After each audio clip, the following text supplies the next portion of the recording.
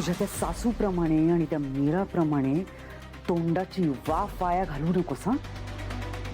एक गोष्ट लक्षात ठेव, तुलाही माहिती आहे जर का तू जास्त तोंड उघडलंस तर मी तुझा जीव घेऊ शकते. नाही नाही नाही नाही madam please please please please मी तुमच्या पाया पडते मॅडम प्लीज. पण प्लीज मला मारू नका, मला मारू नका प्लीज.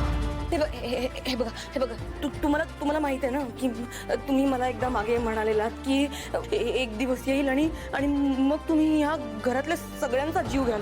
आणि मला कळतंय की ती वेळ आता आली आहे. पण मॅडम प्लीज प्लीज मला मारू नका. हा माझा काही संबंध सुद्धा नाही आहे घराशी, म्हणजे काहीच नाही. आणि तुमच्याशी काही पर्सनल वाद सुद्धा नाहीये.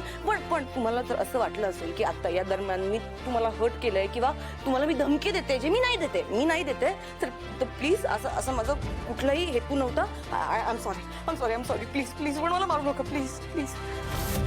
या घरातल्या प्रत्येकाला मी मारणारच आहे आणि त्यात तुझाही नंबर होता. पण आता तू एवढ्या विनवण्या करतेस म्हटल्यानंतर विचार बदलायला हरकत नाही. चल, माफ केलं तुला, सोडलं तुला. थँक्यू. तुमचे आभार मी कसे म्हणून मला कळतच नाहीये. आभार कसे मानायचे ते मी सांगते ना तुला. तुला माझं एक काम करावं लागेल.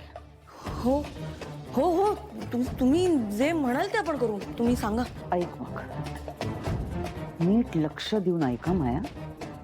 एकही चूक होता कामा नये.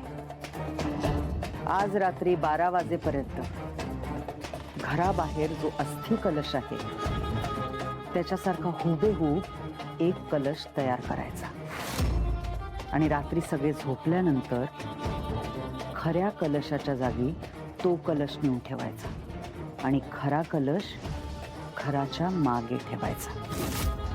चूक झाली तर परिणाम तुलाच भोगावी लागतील, कळलं? हो हो.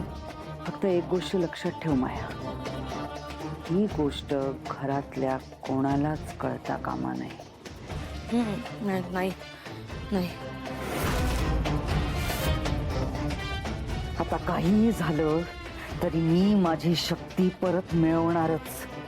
मीरा आणि अंबिका, आता तुम्ही फक्त बघत राहा माझा खेळ कसा सुरू होतो ते. ओ माय गॉड, मी खरंच दादासाहेबांचा अस्थि कलश घेऊन फिरते. किती हॉरिबल आहे.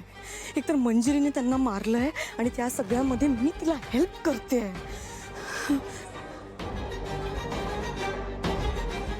एक मिनिट, दादासाहेबांचा आत्मा परत आला तर नाही, मला काही होणार नाही ना?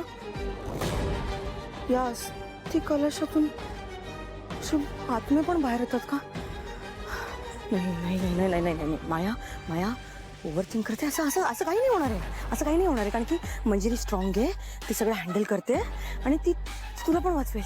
ओके ओके, ह्याला आपण खाली ठेवूया. Okay okay okay okay done. एक मिनिट, पण मंजिरी पण करू शकत होती ना? तिने मला का सांगितलं? माझ्यासोबत काही गेम तर खेळत नाहीये ना? नाही माया तू ओव्हर थिंक करतेस. असं काही होणार नाही. पण या अस्थि कलशात अस्थिच आहेत ना की अजून काहीतरी? नाही मी का ओव्हर थिंक करते माया? चिल मी माझं काम केलंय. ओके डन, जाऊ दे, आपण जाऊया. ताई, हा कलश इथेच आहे, मंजिरी इथे नाहीये. याचाच अर्थ तो घडा आता इथे सुरक्षित आहे. फक्त आपल्याला त्या कलशाकडे लक्ष ठेवावं लागेल, कारण मंजिरी कधीही काहीही करू शकते.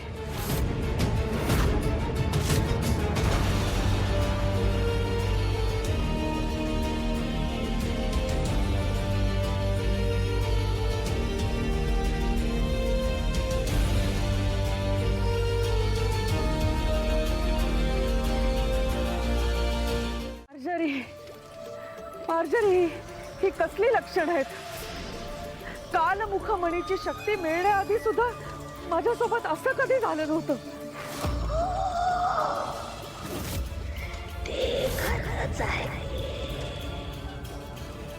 पण आता तुला कालमोख मळी मिळाल्याशिवाय तू तुझं म्हातारपण थांबवू शकत नाहीस. त्या मळीमध्ये शक्ती आणण्यासाठी किती कष्ट करावे लागले होते हे आठवतंय ना तुला? पण आता जर कालमोख मळी तुझ्यापासून दूर गेलाय तर त्याची किंमत तुला चुकवावीच लागेल. आणि तो मणी लवकर परत मिळाला नाही तर हे सगळं असंच वाढत जाईल. तुझं खरं रूप हळूहळू सगळ्यांसमोर येईल आणि ते थांबवायला कोणीच काहीही करू शकणार नाही. नाही नाही, असं नाही होऊ शकत. मी स्वतःला अशा अवस्थेत नाही बघू शकत. काही झालं तरी मी कालमुखमणी मिळवणारच. मिळवावाच लागेल. आपल्याला आपलं ध्येय पूर्ण करायचंय.